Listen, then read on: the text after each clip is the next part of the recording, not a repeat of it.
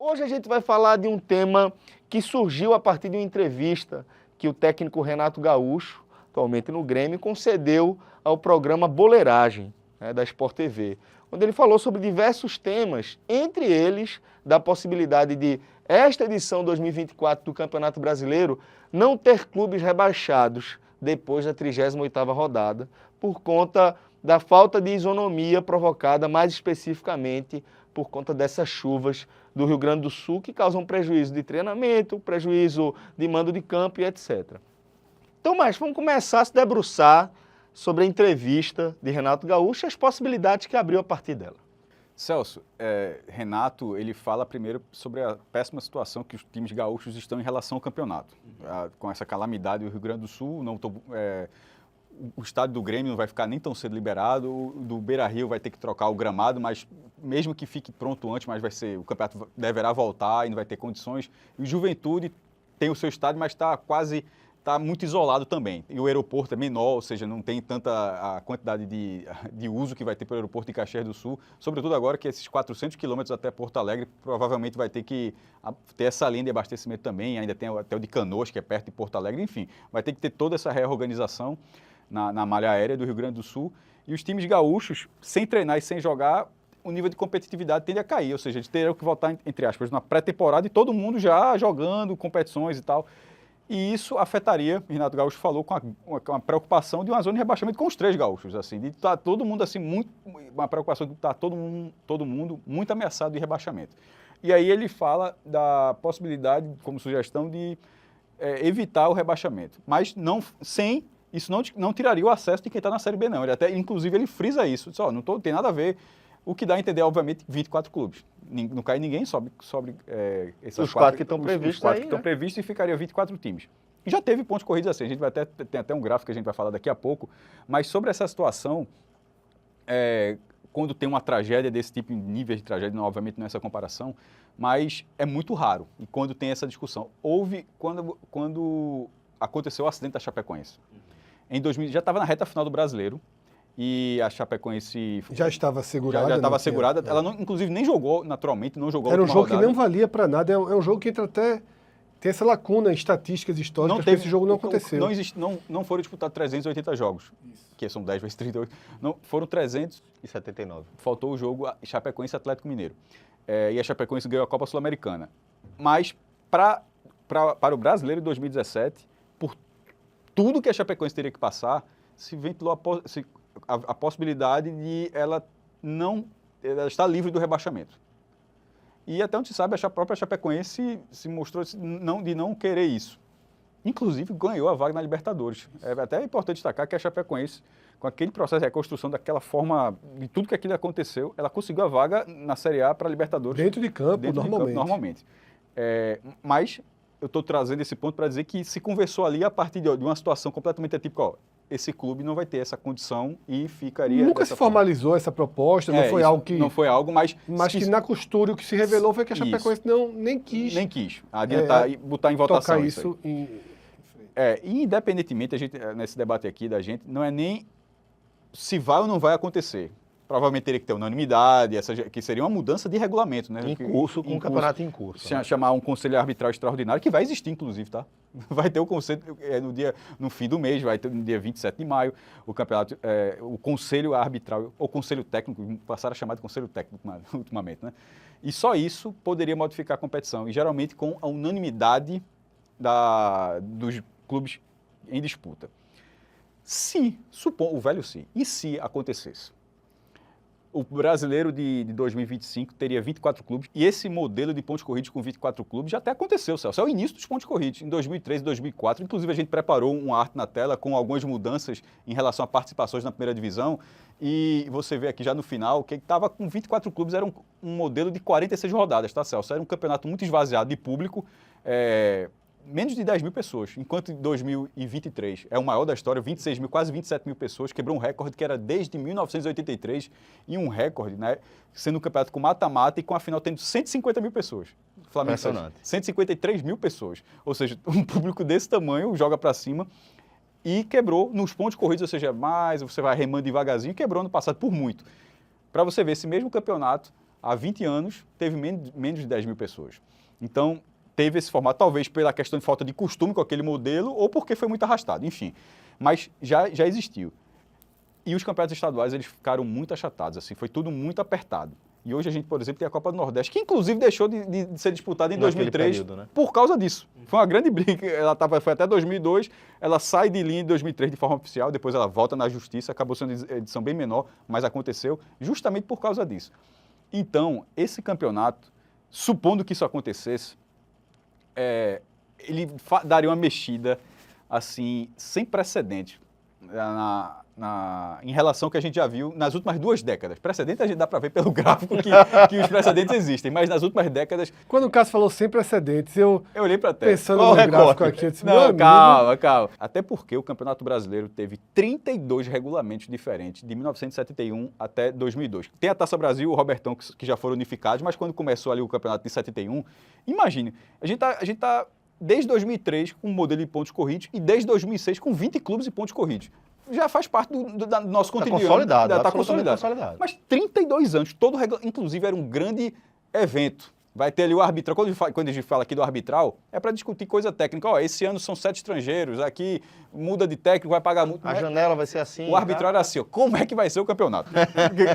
Quantos vão jogar? É de turno? É de Tem turno? playoff? É de grupo? É playoff? É mata-mata? É jogo único? É final? módulo? É módulo. 2, inclusive. Junta Ou 4. Não, mas junta 2, cruza, outros para deixar bem claro. Então era muito comum. E dessa forma vai voltar para esse cenário. Agora, antes de passar a palavra para Fred, queria dizer um último ponto. Eu sou, inclusive, da linha que cabia mais do que 20 times nos pontos corridos, tá? Não exatamente por esse cenário. Mas, assim, o Campeonato Brasileiro ou diminuiu um pouco o número de rebaixados ou aumentava. Eu acho que dentro do cenário brasileiro, eu acho pouco. Não precisa emular dessa forma o calendário do futebol europeu. Onde um país tem 30 milhões de habitantes, outro tem 20, outro tem 40, a gente está aqui com 203. Aqui tem uma realidade de futebol diferente com os estados. Então, assim, independentemente desse motivo, eu acho que a longo prazo deveria se pensar nisso. Mas isso é um segundo momento do debate. Fred, acho que o Maestro toca num ponto importante, né, quando ele fala que não há precedente. Mas eu entendi bem o que ele quis dizer, porque está muito consolidado esse formato, né? O 0/46 da largada, né? De pontos, né? De relação à pontuação que você tem que ter. Para não cair. Para não cair. Tudo isso é o que está bem consolidado já na cabeça do torcedor. Criou uma cultura enraizada no futebol brasileiro de... Você sente, você não precisa ficar se debruçando muito para entender e perceber algumas nuances. Você já consegue ver rapidamente quais são os times que fazem parte do seu campeonato, como a gente costuma destacar. Você já tem ideia de quantos clubes disputam aquelas vagas ali. Drive to Survive. Drive to Survive. Então, vamos lá.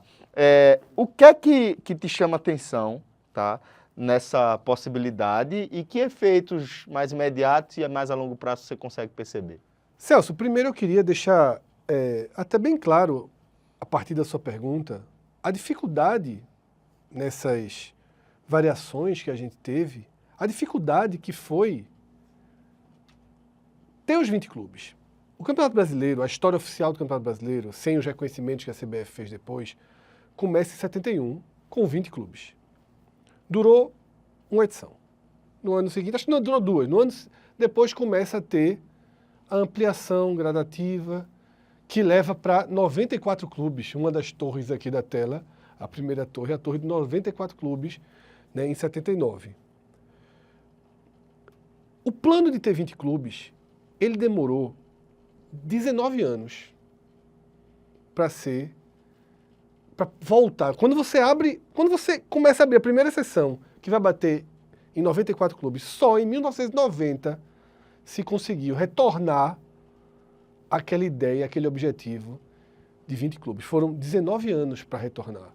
E aí teve toda a confusão de 86, de 87, o início da era do rebaixamento em 88, tá? Muitos imbróglios foram necessários para chegar em 20 clubes. Chegou em 20 clubes em 1990. Aí, o Grêmio rebaixado, 1993, 32 clubes. E lá se foram 16 anos, até que em 2006, de novo, conseguiu chegar aos 20 clubes e agora a gente já tem 18 anos de estabilidade. Tá? Não há nenhum agora sim não há nenhum precedente na história de tamanha estabilidade de disputa do Campeonato Brasileiro. O que é estranho aqui, o incomum é a estabilidade que está se Exatamente. vendo agora. Né? E aí, esse Eu diria que em nenhum campeonato do Brasil, tá? Porque a própria Copa do Brasil... E isso já vem passando por... Ela já mudou, só, já teve... Classifica com um jogo único, ou então vence por 2 jogos fora de casa, passa direto. A própria Copa do Brasil já teve suas mudanças. Esse time entra aqui Esse e time entra tal. aqui e tal. E realmente os pontos corridos é muito maior. Mexer em algo tão estabilizado que faz com que se crie uma proteção para a virada de mesa, tá? Porque na hora que você abre um ano, eu sei que é uma causa extremamente importante, uma causa delicada. Você até gravou conteúdo sobre isso. Exatamente. É uma causa importante, delicada, mas na hora que você abre essa portinha ela é muito perigosa. Muito perigosa. Porque lá em 72, 73 foi uma portinha também, mais 2. Mas pô, o Estado está com uma dificuldade financeira ali, que era a época política, né? Era a época do governo militar, onde a Arena vai mal, um time nacional. E onde vai bem, um time também. Um time também, exatamente. A gente, vamos colocar mais 2 ali e tal, chega em 94. Às vezes por causas do futebol, por causas da política, agora é uma causa maior, entendo. Daqui a pouco a gente volta. A gente volta para esse tema daqui a pouco. Mas mesmo sendo algo tão relevante, abre uma porta muito, muito perigosa. Que eu acho que essa porta ela pode até ser considerada, mas não agora, em maio. Isso é o último caso a se pensar, tá? Aumentar o campeonato, mexer numa estrutura tão sólida, é de novo deixar que portinhas possam acontecer. O Corinthians jogou a Série B, o Santos está jogando a Série B. Quando você citou da virada de mesa, a do Grêmio, que a do Grêmio é uma virada de mesa não dentro da Série B, tá? Quando o Grêmio disputa a Série B, ele já sabia a quantidade de gente que ia subir. A questão foi que aquela quantidade de vagas foi dada para não correr qualquer risco do Grêmio não voltar. Subir, naquele momento. O Grêmio cai, então sobe 12. Não é uma virada de só, não subiu e sobe, aí você bota a colocação troca toda a evolução esportiva para se chegar naqueles 20, 86, 87, tantos problemas. E o Corinthians eu acho que é o marco final disso. Eu também acho. Por isso que eu citei aqui o Corinthians como marco final. Sempre falava Corinthians, Flamengo, São Paulo, Porque Santos. sempre se falava, né? Ó, vamos ver se vai ter virada de mesa mesmo quando cair Corinthians, Flamengo, pronto. Caiu, Corinthians, jogou, subiu como subiu. Eu sempre penso o Corinthians assim, que alguém for jogar e de repente vai virar meu Corinthians. Vai jogar papai jogou. Papai jogou, vai jogar. Papai jogou. Vai jogar. Exatamente. Então, veja que talvez parte do nosso público aqui, Celso, é tão jovem que não está entendendo muito bem como não se joga. É verdade. O que são viradas de mesa, né? Então, a gente pode até um dia aqui fazer um programa histórico contando todas as viradas de mesa, né? Didático aí para a juventude. Então, Celso, esse é um ponto que é importante destacar. Todo cuidado para mexer no que está estável. E aí, esse debate, ele direciona 2 outros pontos.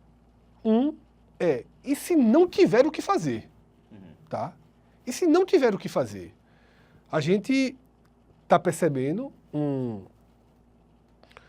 uma recuperação muito lenta das condições, né, em Porto Alegre, nas outras cidades.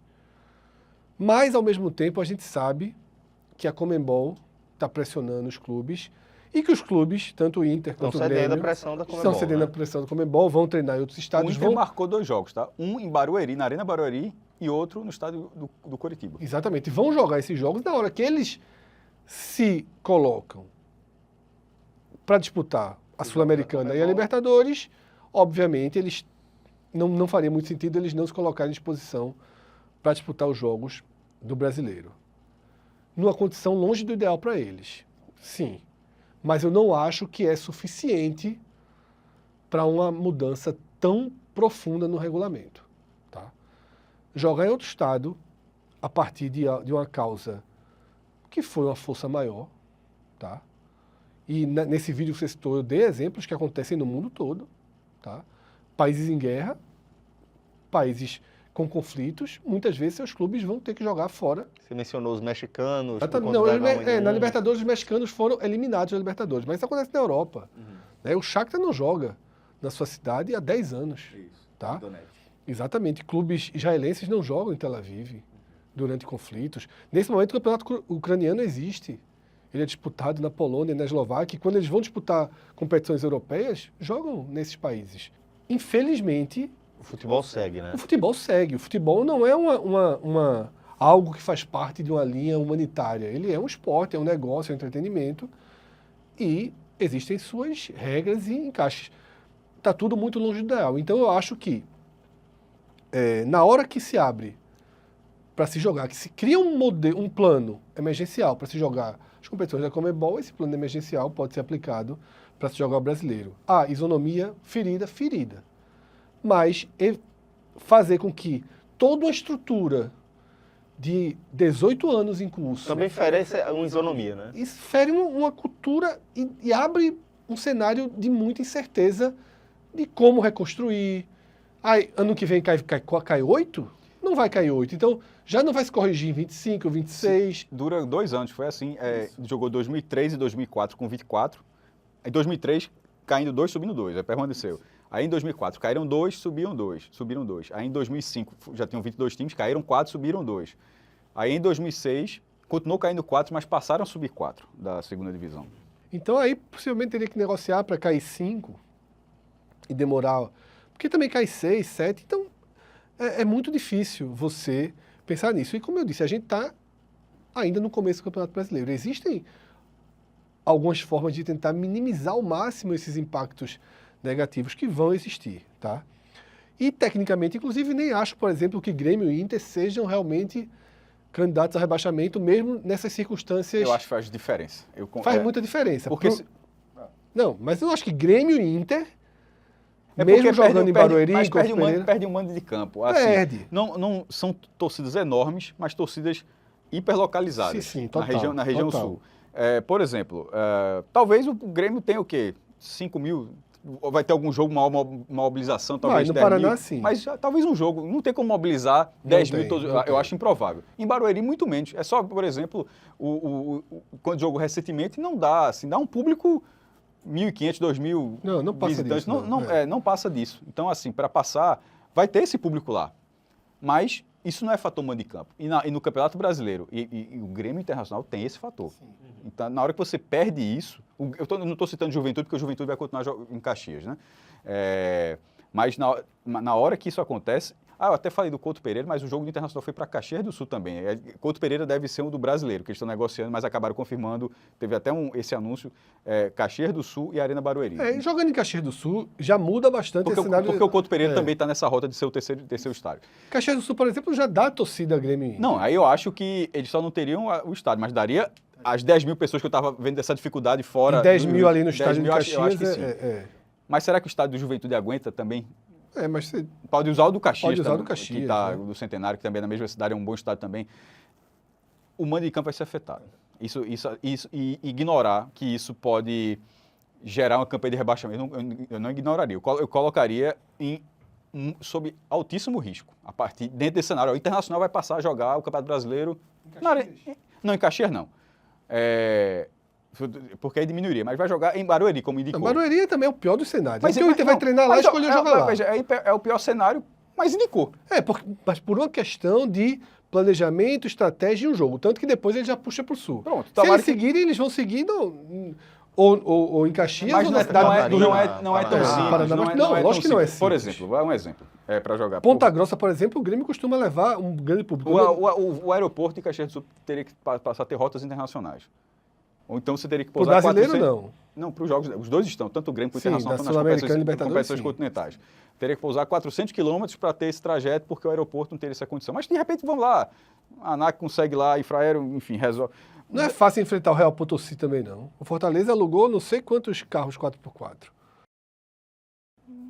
Mas não era isso que eu estava querendo dizer. Não, mas sei, mas assim... porque, assim, eu acho que eles também têm... O que eu quero dizer por isso, Cássio, é porque eu acho que eles têm o direito... se tem como chegar em Caxias, exigirem que o jogo seja em Caxias. Também não tem que ser, desceu do aeroporto, pega um ônibus, 20 minutos no hotel, 15 para o estádio, não. Mas isso está considerando se fosse o mando de campo original. Na hora que é um mando de campo remarcado, aí cabe a Conmebol também aceitar. Sim, mas eu não estou falando mais para o brasileiro. Tem muita política nesse meio, nem tudo é tão simples assim. Sim, eu sei, mas estou falando mais para o brasileiro. Tá? E aí, Sérgio, então, esse é um caso. Acho que existirão alternativas ferindo isonomia, deixando danos aos gaúchos, mas que são alternativas mais viáveis, tá? Do que uma proteção de não ter rebaixamento e que envolveria, né, todas as equipes do Outras campeonato. temporadas. Sobretudo se eles disputarem um campeonato também, eu acho que mexeria muito na dinâmica do campeonato, afeta a classificação para a Libertadores, afeta a forma com que os jogos são disputados, porque abre precedente para clube que já enfrentou o Juventude, o Criciúma, o Vitória, dizer, pô, eu enfrentei os caras quando os caras achavam que eu caí, que estavam lutando, depois eles se desmobilizaram, os jogos não valiam tanto. É um debate muito, com o campeonato andando, eu acho que isso dificilmente sai.